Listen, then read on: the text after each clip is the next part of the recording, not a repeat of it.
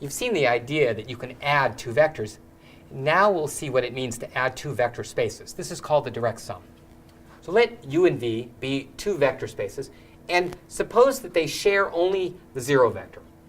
We define the direct sum of u and v to be the set little u plus little v, where little u belongs to big U and little v belongs to big V. And it's written like this, u plus v.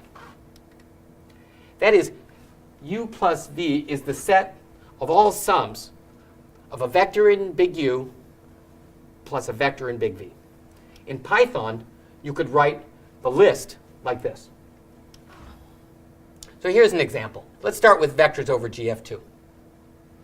We'll let big U be the span of these two vectors, and let big V be the span of this one vector. Now, note that every non-zero vector in big U has a 1 in the first or the second position, or both. And every non-zero vector in big V has a 1 in the third position. So there are no vectors in common other than the zero vector.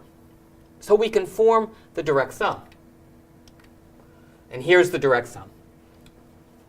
Taking the set of all vectors obtained by taking one vector from big U and one vector from big V. And carrying out these additions, this is the set. Now let's do an example with vectors over R. Define big U to be the vector space, the span of these two vectors, and define big V to be the null space of this matrix. Well, the vector 2 minus 2 minus 1, 2 is in big U. It can be written as a linear combination of these two vectors. In particular, it's this one minus this one. That same vector is also in big V because if you multiply the matrix by that vector, you get the zero vector, which shows that this vector belongs to the null space of the matrix. There's a non-zero vector in both big U and big V. Therefore, we're not allowed to form the direct sum of U and V. Let's do another example of direct sum of vectors over the reals. We'll define big U to be the span of this set consisting only of this vector. You remember, the span of a set consisting of one vector is the line through the origin and the point represented by the vector. Similarly, let big V be the span of a set consisting of this vector. So this is also a line. Now, the only intersection of these two lines is at the origin. That is, big U and big V share only the zero vector. So we can form the direct sum. And what is the direct sum? It's the set of vectors little u plus little v, where little u is in big U and little v is in big V. So that's just span of the set consisting of these two vectors. And it's the plane that contains those two lines. Now let's use our knowledge of generators, basis, and dimension to better understand direct sums. So it's easy to show that the direct sum of U and V is a vector space. You just use the properties of vector spaces.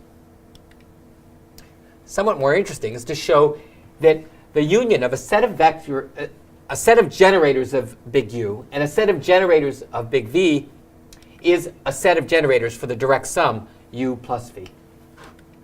So suppose U1 through UM are generators for big U, and V1 through Vn are generators for big V.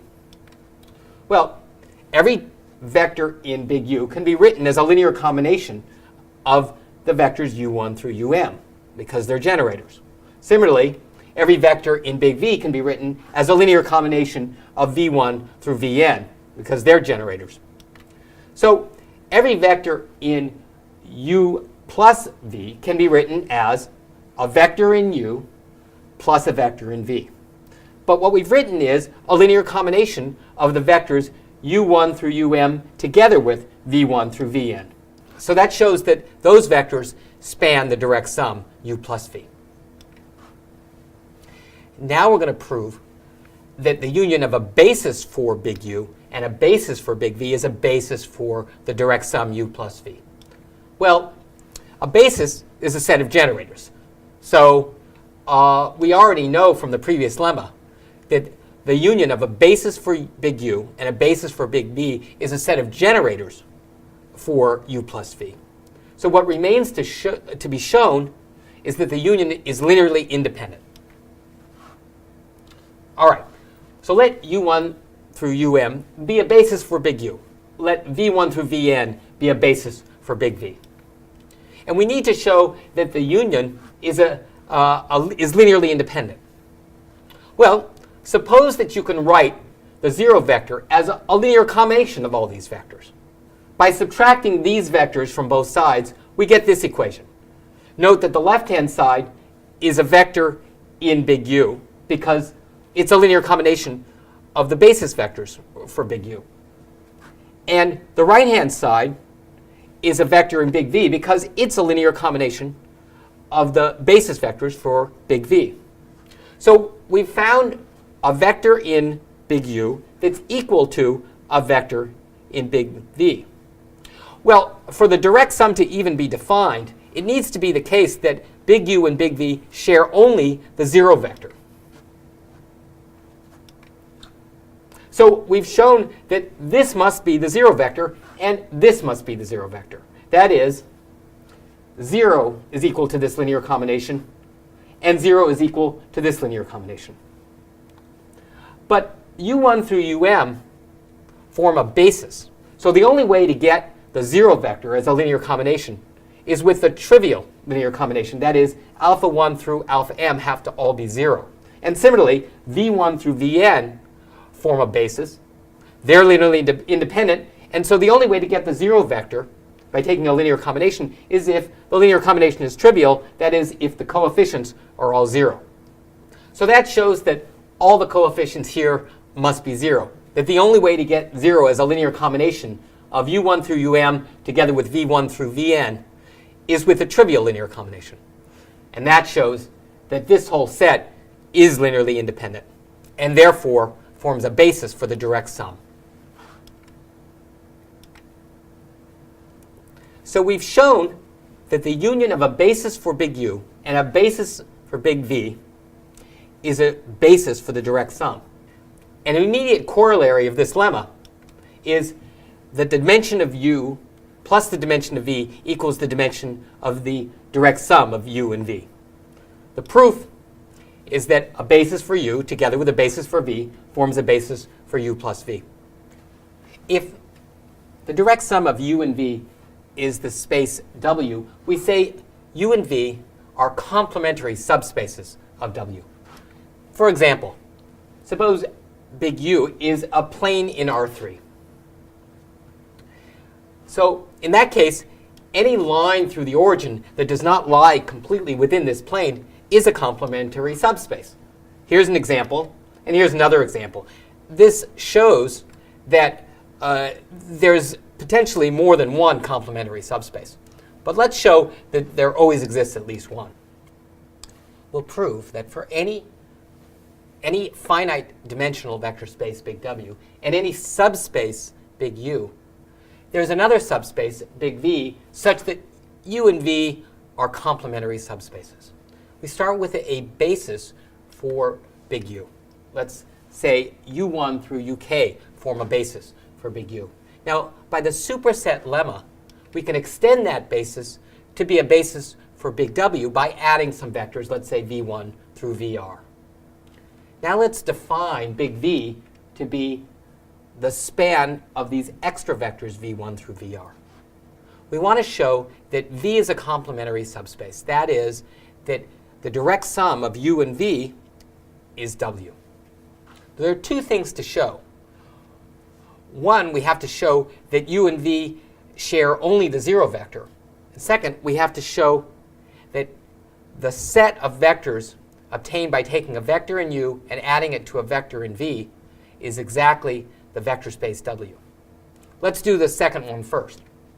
Now, any vector in W can be written as a linear combination of its basis vectors. Here we've written an arbitrary vector, little w in big W, as a linear combination of the basis vectors. Notice that this first part of the linear combination is a linear combination of the basis vectors of big U. And the second part of linear combination is a linear combination of the vectors spanning big V. This shows that this arbitrary vector little w in big W can be written as the sum of a vector in big U and a vector in big V. Now it remains to show that U and V share only the zero vector. Suppose some vector V lies in the span of U1 through UK, that is, it's in U, and also lies in the span of V1 through VR, that is, it's in V. So we write V as a linear combination of each of those vectors.